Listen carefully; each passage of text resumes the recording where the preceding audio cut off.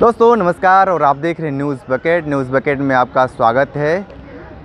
सरकार लगातार ये कहती है कि किसानों की आय दुगुनी करेंगे और किसानों को लेकर जिस तरीके से लगातार जद्दोजहद किया जा रहा है और जिस तरीके से किसानों के ऊपर लाठीचार्ज हुई बनारस के मोहन सराय में, हमारे साथ हैं बीजेपी नेता शशांक शेखर त्रिपाठी। ये बताएंगे कि जो किसानों के ऊपर हुआ वो सही हुआ या गलत हुआ।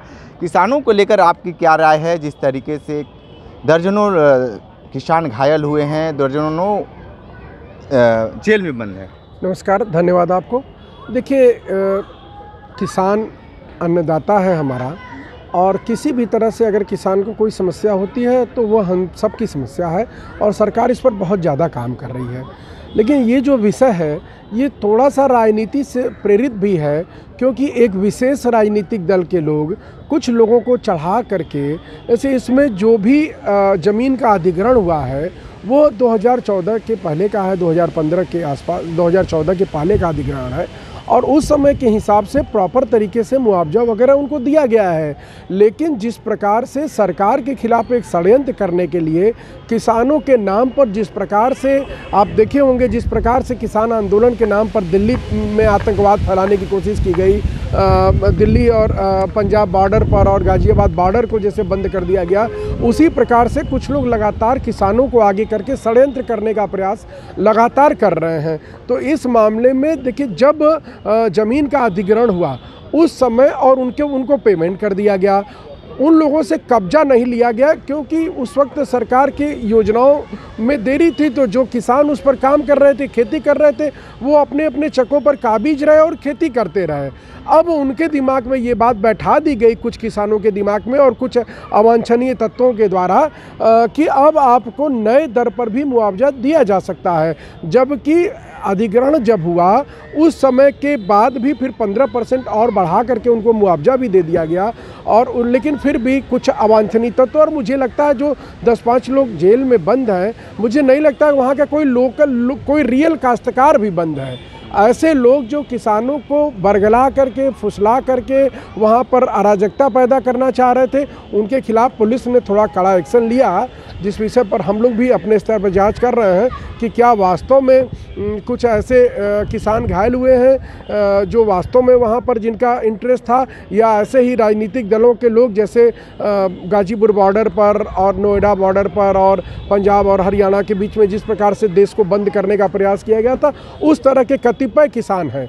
तो निश्चित तौर पर उस पर जांच होगी, और अगर कोई गलती पुलिस अधिकारियों द्वारा हुई होगी तो हम लोग इसकी रिपोर्ट शासन को भेजेंगे, उनके खिलाफ कार्रवाई होगी। परंतु विधिक तरीके से या लीगली जो सच है वो यही है कि अगर आपको मुआवजा जिस दिन मिल गया, आपने मुआवजा लेना स्वीकार कर लिया, आपके खाते में पैसा आ गया, उस दिन फिर आपकी ज़मीन आपकी नहीं रह जाती है। तो ये इन बातों को किसानों को भी समझना होगा। किसानों को ये कहना है कि कोई विधायक, कोई मंत्री, बनारस में 3 मंत्री हैं, विधायक कोई मिलने नहीं गया। देखिए, जब सरकार के खिलाफ प्रायोजित तरीके से कुछ लोगों के बहकावे में आप आकर के अगर कोई काम करते हैं तो वह आपको भी इस बात को सोचने और समझने का दायित्व तो आपके ऊपर भी है। जैसे मान लीजिए सरकार को आपने दिया, आपने मुआवजा ले लिया, क्या आपने किसी को अपनी ज़मीन बेच दी होती तो क्या फिर आप उससे आकर के मुआवजे की मांग और बढ़ी हुई दर की मांग करते? नहीं करते। तो जब आपने अपनी ज़मीन सरकार को बेच दी और सरकार ने अधिग्रहण कर दिया, सरकार ने बस पोजीशन इस नाते नहीं लिया कि अभी सरकार को उसकी आवश्यकता नहीं थी, आप उस पर लगातार खेती करके उससे लाभ अर्जित कर रहे थे, और अब आपको कांग्रेस के कुछ लोगों ने और अन्य विरोधी राजनीतिक दलों के लोगों ने यह आपको समझा दिया कि इस ज़मीन पर ज़्यादा मुआवजा मिल सकता है। तो क्या यह विधि सम्मत है? क्या यह नैतिक है?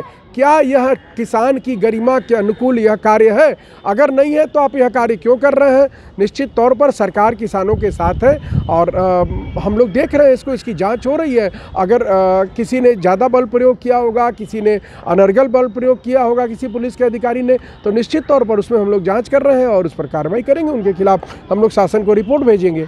ठीक है, तो आप शशांक शेखर त्रिपाठी हैं जो भाजपा से हैं, और जिस तरीके से इन्होंने किसानों को लेकर बातें कही हैं, देखना दिलचस्प होगा कि आने वाले वक्त में इनकी सरकार यानी बीजेपी सरकार किसानों के लिए कुछ क्या नया करती है। ग्राउंड जीरो से रिपोर्ट कर रहे थे, तो हमारे साथ बने रहिए। न्यूज़ बकेट के साथ हमें दीजिए इजाज़त। नमस्कार। पेश है न्यूज बकेट हिंदी मासिक पत्रिका। पढ़ें इस महीने की पूरी खबर विस्तार से हमारे न्यूज बकेट की मैगजीन में। हमारी ई मैगजीन को मुफ्त में पढ़ने के लिए अभी लॉगिन करें www.newsbucket.in पर। इसके अलावा रोज की ताज़ा खबरों के लिए हमारे YouTube चैनल को तुरंत सब्सक्राइब करें।